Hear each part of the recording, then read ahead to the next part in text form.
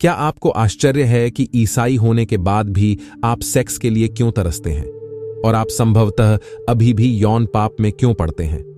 इसका उत्तर हमारे पास आज के वीडियो में है। हम इस बारे में बात करेंगे कि एक ईसाई के रूप में आपका शरीर सेक्स की इतनी चाहत क्यों रखता है। अब कृपया हमारे YouTube चैनल को लाइक, शेयर और सब्सक्राइब करना न भूलें। साथ ही जब भी हम इस तरह के और वीडियो पोस्ट करें तो अलर्ट होने के लिए पोस्ट नोटिफिकेशन चालू करें। प्रिय दोस्तों, मैं चाहता हूं कि आप यह समझें कि सेक्स एक जैविक गतिविधि है।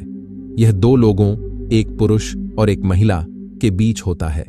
बाइबल के मानकों के अनुसार सेक्स ईश्वर द्वारा बनाई गई एक सुंदर गतिविधि है। सेक्स आनंददायक है और यह तभी लाभदायक है जब यह विवाह के दायरे में रहकर किया जाए। सेक्स को केवल परमेश्वर द्वारा अनुमोदित किया जाता है जब इसे उसके आदेश के अनुसार किया जाता है। हम में से बहुत से लोग सेक्स से परिचित हैं और यह कैसे काम करता है, विशेषकर आज हमारे समाज में। अब अधिकांश लोगों के लिए सेक्स इतना पवित्र हुआ करता था, विशेष रूप से कार्य और शब्दों में पवित्रता बनाए रखता था। लेकिन धीरे धीरे जैसे जैसे चीजें बदलने लगीं, सेक्स पर विचार बदलने लगे। बहुत से लोग विवाह पूर्व यौन संबंध बनाने और शादी के बाहर अन्य साथियों के साथ यौन संबंध बनाने में संलग्न हो गए। बहुत से लोग समलैंगिकता और समलैंगिकता में संलग्न हो गए और हमारे आधुनिक समाज में सेक्स इतना आम है कि अधिकांश लोग इसे ईश्वर के प्रति अपराध के रूप में नहीं देखते हैं। इसलिए यदि आप इस प्रकार के समाज में बड़े होते हैं तो संभावना है कि आप भी इन चीजों को पाप के रूप में नहीं देखेंगे, क्योंकि हर कोई ऐसा कर रहा है। लेकिन जैसे जैसे आप परमेश्वर के ज्ञान और बुद्धि में बढ़ने लगते हैं, आपको यह एहसास होने लगता है कि आपके शरीर परमेश्वर का मंदिर है, और जैसे जैसे आप उन्हें खुश करने का प्रयास करते हैं, आपको हर प्रकार के यौन पाप को रोकने की आवश्यकता महसूस होगी। अब 1 कुरिन्थियों 6 आयत 19-20 में कहा गया है, क्या तुम नहीं जानते कि तुम्हारे शरीर पवित्र आत्मा के मंदिर हैं जो तुम में है, जिसे तुमने परमेश्वर से पाया है? तुम अपने नहीं हो, तुम्हें एक कीमत पर खरीदा गया था। इसलिए अपने शरीर के द्वारा परमेश्वर का आदर करो।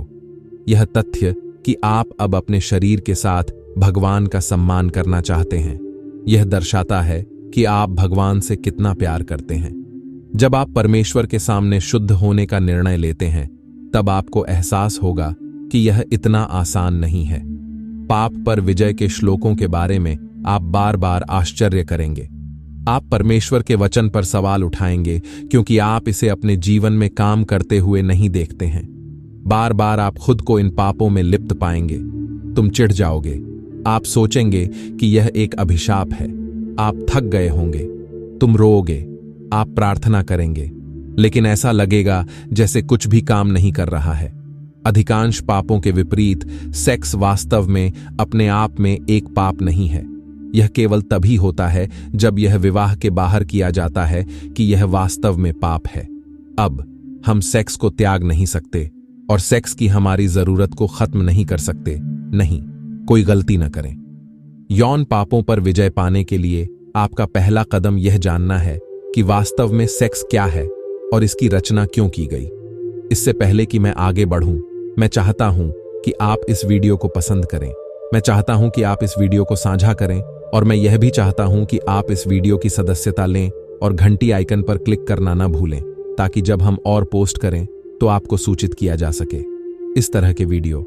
अब वापस वीडियो पर आते हैं। एक बात जो आपको जानना आवश्यक है वह यह है कि सेक्स प्रजनन के एक साधन के रूप में बनाया गया था। उत्पत्ति अध्याय 1 श्लोक 28 में कहा गया है, परमेश्वर ने उन्हें आशीष दी और उनसे कहा, फूलो फलो और बढ़ो और पृथ्वी में भर जाओ और उसे अपने वश में कर लो। समुद्र की मछलियों और आकाश के पक्षियों और सब रेंगने वाले प्राणियों पर प्रभुता करो। आधार: हम सेक्स को प्रजनन के साधन के रूप में उपयोग करते हैं। जब दो लोग यौन संबंध बनाते हैं तो महिला के जीवन को जन्म देने की संभावना होती है, और यह उस आदेश को पूरा करता है जिसमें कहा गया है कि फलो फूलो और बढ़ो। नंबर 2, सेक्स विवाहित लोगों द्वारा आनंद लेने के लिए बनाया गया था। नहीं, भगवान ने बच्चों को दुनिया में लाने के लिए अकेले सेक्स नहीं बनाया।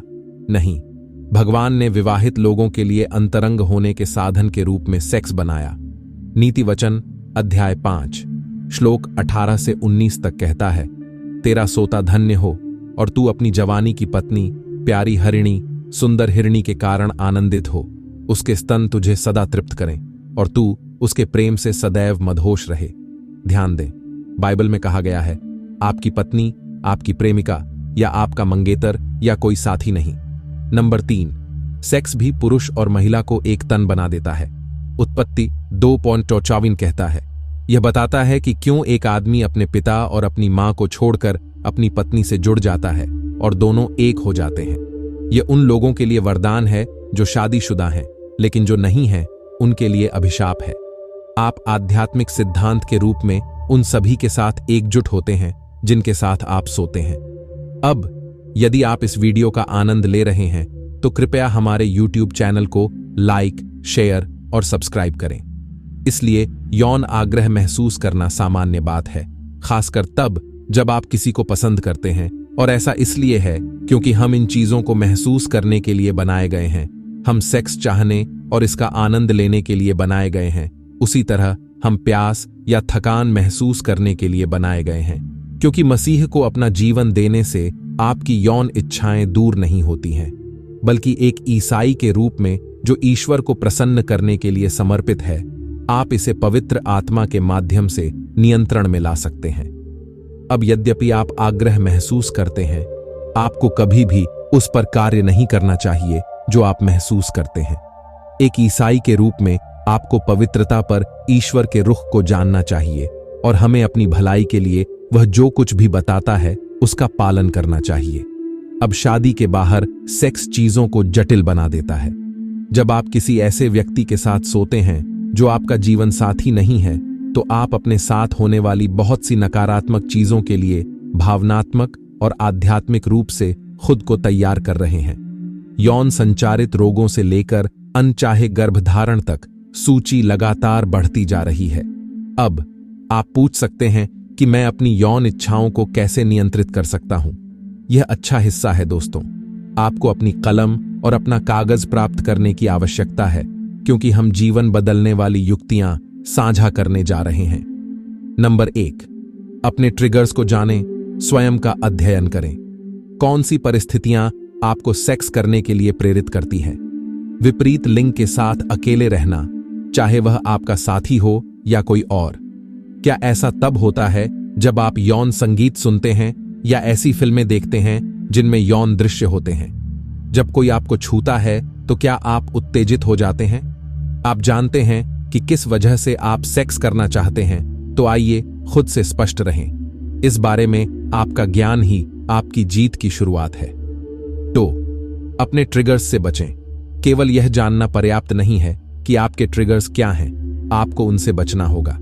यदि फिल्में देखना या किताबें पढ़ना आपको उत्तेजित करता है, तो इसे रोक दें। इसे रोकें ताकि आप बोर ना हो। अन्य गतिविधियों में संलग्न रहें। आप नए शौक सीख सकते हैं, जैसे पेंटिंग, स्केटिंग या यहां तक कि कुछ ऐसा जो आप हमेशा से आजमाना चाहते थे। 3, प्रार्थना और उपवास। आप प्रार्थना और उपवास के स्थान की कभी उपेक्षा नहीं कर सकते, क्योंकि जब तुम उपवास और प्रार्थना करते हो तो तुम अपनी देह और अपनी शारीरिक अभिलाषाओं को कमजोर करते हो। इसलिए नियमित उपवास और प्रार्थना में संलग्न रहें। 4, याद रखें, अपने मन को परमेश्वर के वचन से भरें। फिलिप्पियों अध्याय 2 पद 5 कहता है, जो मन यीशु में था वैसा ही तुम में भी बना रहे। इसलिए आपके पास मसीह का मन होना चाहिए, और यह केवल तभी किया जा सकता है जब आप परमेश्वर का वचन पढ़ेंगे। अंक 5, अपने विचारों पर नियंत्रण रखें। आपको अपने विचारों पर नियंत्रण रखना होगा। तुरंत आप अपने आप को अशुद्ध तरीके से सोचते हुए पाते हैं। आप सचेत रूप से अपने विचारों को बदल सकते हैं।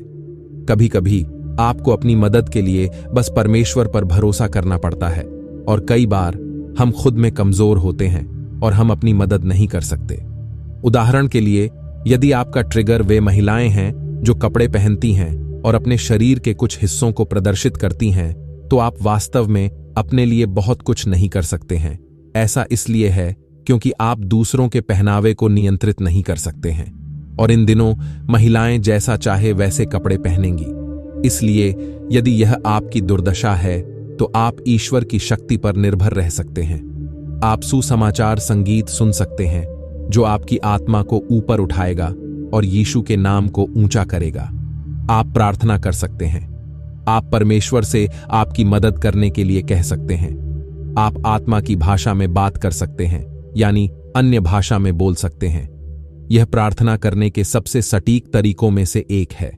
आप जो देखते हैं उस पर ध्यान न देने की कला का भी अभ्यास कर सकते हैं। आप देखेंगे, लेकिन अपना ध्यान हटाकर उस पर ध्यान केंद्रित करें जो आप कर रहे हैं। समय। आप शुरू में असफल हो सकते हैं, लेकिन समय के साथ आपको अपने ट्रिगर्स की आदत हो जाएगी और वे अब ट्रिगर नहीं रहेंगे। तो अगर आपको वीडियो अच्छा लगा हो तो कृपया हमारे YouTube चैनल को लाइक, शेयर और सब्सक्राइब करें। सुनने के लिए धन्यवाद। परमेश्वर आपका भला करे।